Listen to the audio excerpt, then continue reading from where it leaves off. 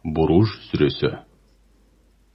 Рахман, әрі аса рахымды Алланың атымен бастаймын. Шоқ жұлдыздармен безендірілген аспанға серт. Уәде етілген күнге, қиямет күніне серт. Куә болушыға, һәм куәлік етілген нәрсенің бәріне серт.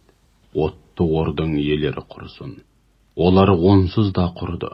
Олар ор қазып, оны отқа толтырғандар.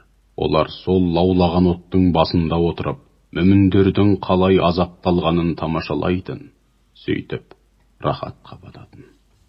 Олардың мүміндерді мұншама азаптауының бір ғана себебі, олардың азиз, бәрінен үстем әрі ұлық, хамид, бар мадақ пен шексіз шүкіршілікке лайық болған, Аллаға иман келтіргендігі еді.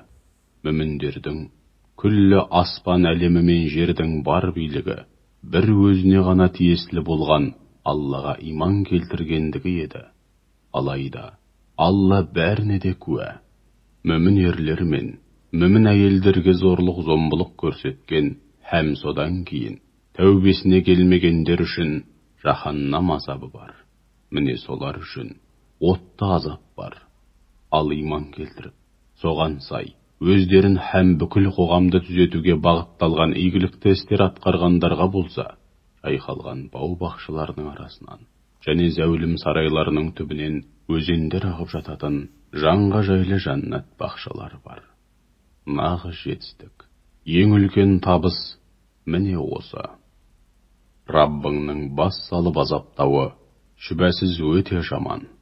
Ол әу баста бәрін жоқтан жаратты. Және ақиретте бәрін қайтадан жаратады. Ол ғафур, өзіне серік қосудан басқа қандай үлкен күнә болса да кешірімді. Уәдуд, құлдарын ерекше жақсы көруші, сондай-ақ құлдарының да оған деген сүйіспеншілігі ерекше. Ол ұлы арштың иесі, мәжид, аса мәртебелі, қалағанын істеуші, және қалағанын қалауынша жасаушы. Саған әлгі әскерлер жайлы хабар жеткен беді.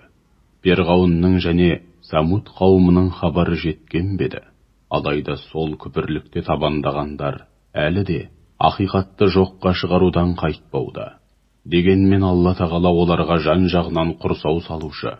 Сондықтан олар Алланың үкімінен еш қайда да қашып құтыла алмайды. Олар қанша жерден жоққа шығарса да, ол аса қадірлі де қасиетті Құран. Қияметке дейін оқылатын қасиетті кітап.